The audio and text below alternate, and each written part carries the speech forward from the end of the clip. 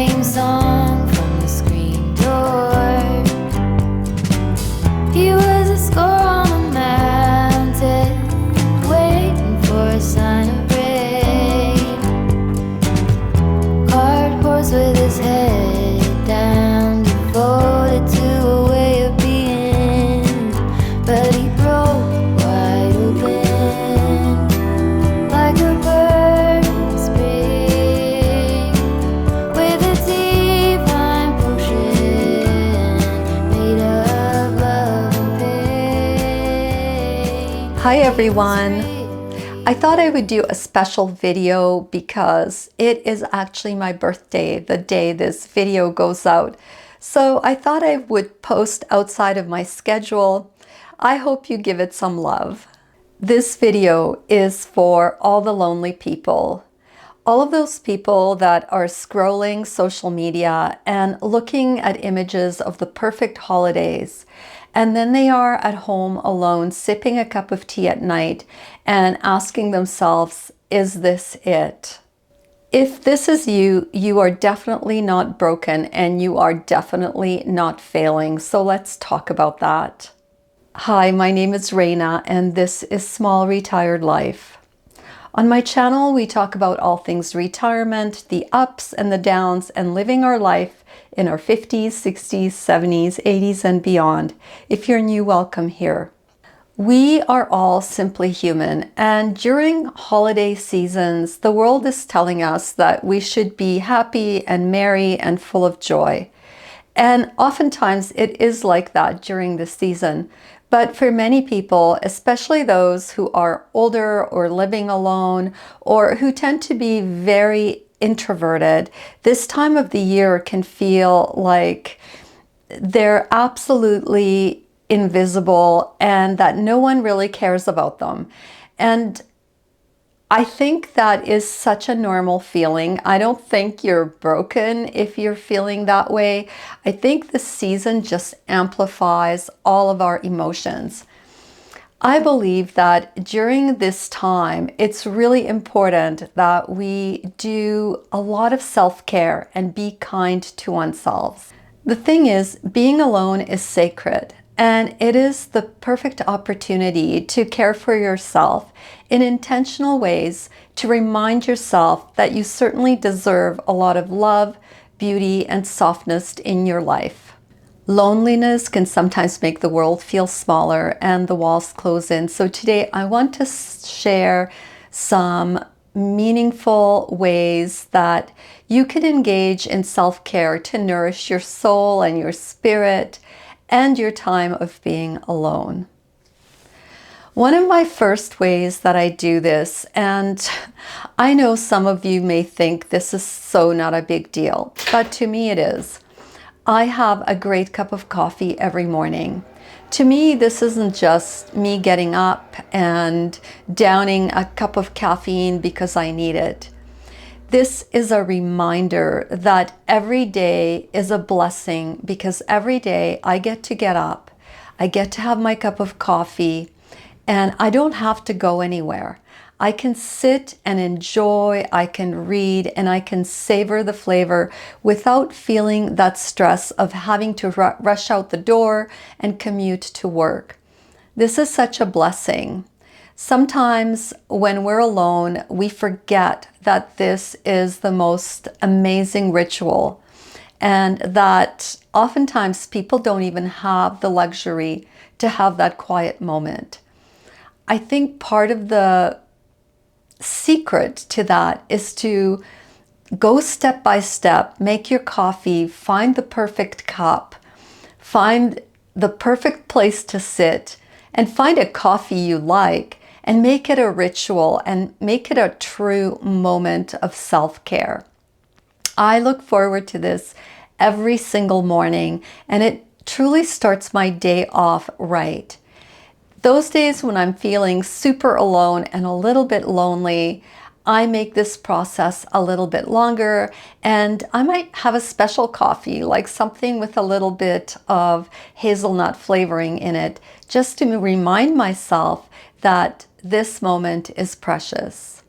For some of you, you will get the same result if you do it with a nice cup of tea. Every now and then, I love a nice cup of Japanese sencha, and I enjoy the ceremony of making it and brewing it and then drinking it slowly in a comfy chair. Part of my self-care routine includes putting on a little tiny bit of makeup when I go out, and I would like to thank Merit for partnering up with me on this video. I have used their products for a long time now, and not much has changed about my routine. I still put on the Minimalist complexion stick, and this is kind of one of my holy grail products because it just evens out my skin tone. It's not a foundation and it's not a concealer. It's a little bit of both, I would say, but I just put it on where I need it, blend it all in with a brush, and I am good to go as far as my base layer is concerned. Next, I go in with a little bit of Lush Balm and get a little bit of cheek tint onto my cheeks. Little here and a little here, and a little on my lips because why not? I blend it in again with the same brush. All right, a little bit of Merit's Shade Slick to moisturize my lips. I go through bottles of this stuff because our weather is so dry in Alberta. Finally, another one of my holy grail is the Clean Lash in black, and I'm going to have to look down to put this on because I don't want to stab myself in the eye.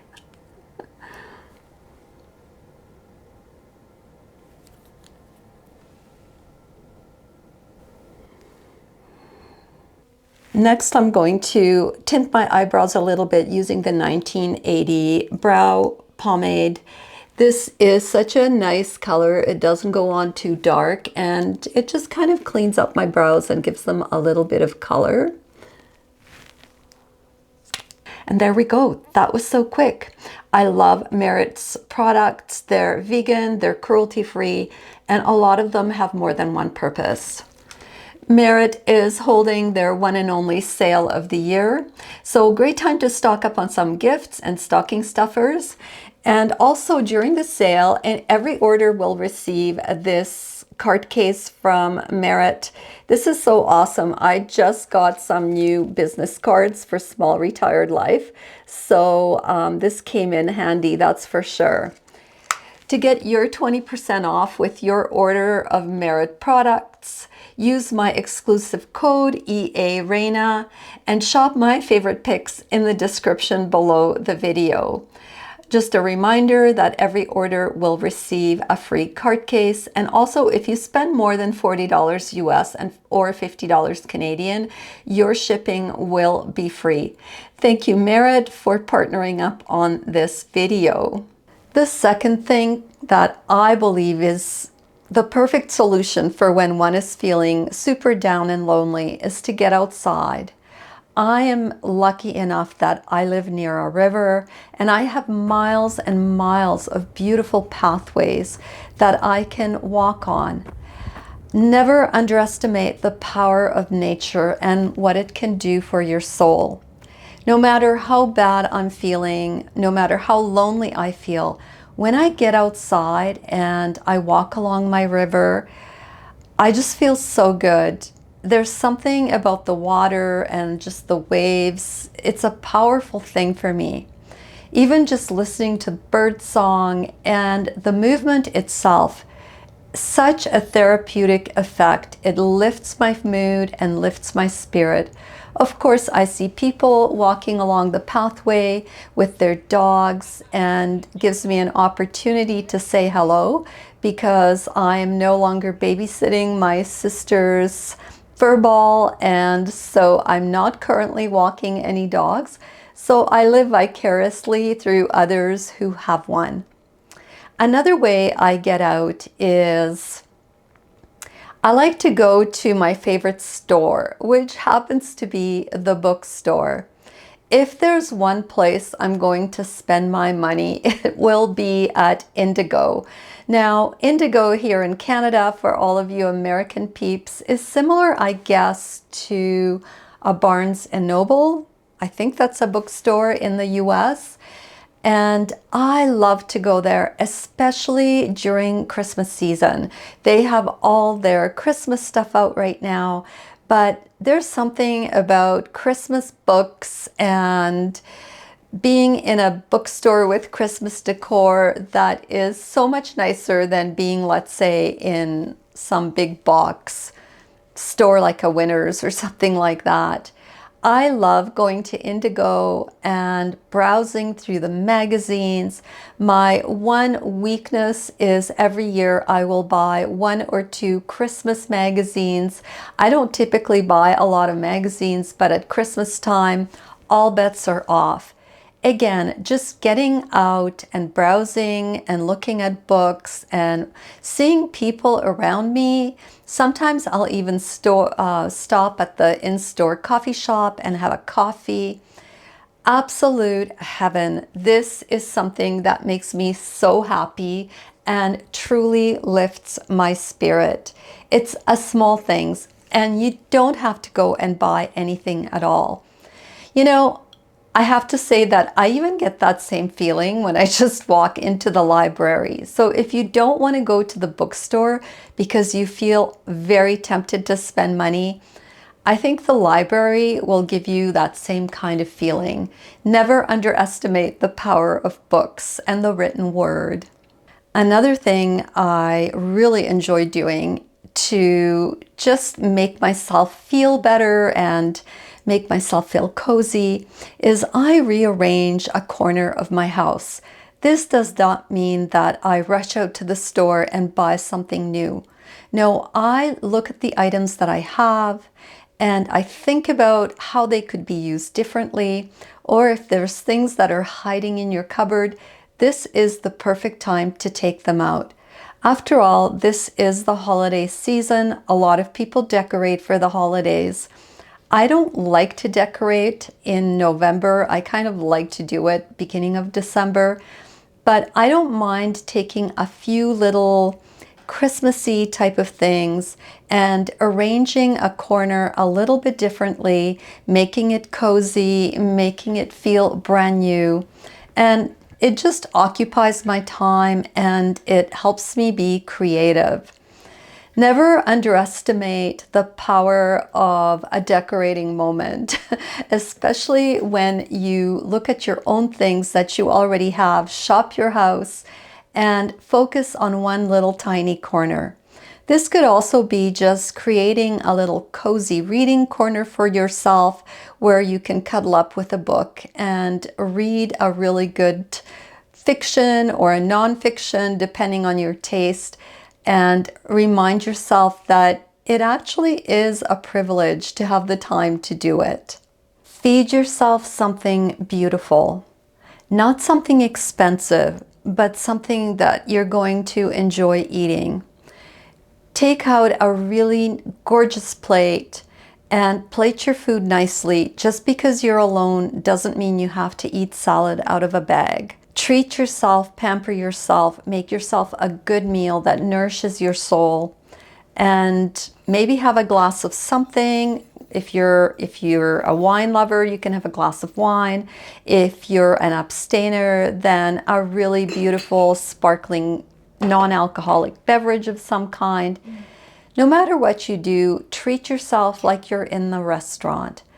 I believe that when we're intentional with our food and make eating a moment, it makes us feel better. It truly nourishes us. Again, a very small thing. It doesn't have to cost you money because you have to eat after all, but make it a moment, make it something special. You will find that your mood might lift just a little bit and you may feel a little bit less alone. The wonderful part about living alone and eating alone is that you can always read a good book or browse a magazine while you're eating. Nothing wrong with that. Finally, if you're feeling super lonely and super sad, sometimes I do, call somebody. I call my sister and we can chat, or I can FaceTime with my kids in Australia or visit my son and his family here. I'm lucky enough that I have family that is close by who I am close to, and I can always spend some time with them if I'm feeling the need to see somebody, or just even have coffee with a friend. I'm not a person who has a ton of friends, but I do have people in my life who have been there for a long time and who I enjoy seeing. And when I'm feeling particularly kind of off, I would say, or super lonely, I make an extra effort to get together with someone and have a cup of coffee and a chat. Of course, never underestimate the power of a good FaceTime. If you don't have anyone nearby, but you have friends far away, get used to doing a little bit of a FaceTime. I really enjoy doing a FaceTime call with my friend Liz in Ontario. It's as if she's here. We can talk for hours and I get off the FaceTime and I feel like I've had absolutely the best visit. Every Sunday I walk with my friend Kathy and we do a loop around one of the parks here in Calgary. Again, I love walking alone, but getting together with Kathy and chatting about life makes it extra special.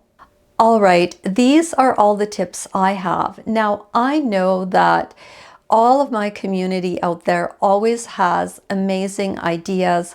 I would so appreciate it if you would leave your tips and your comments in the comment section below the video, and just share with others what you do when you're feeling a little bit bummed out and a little bit sad.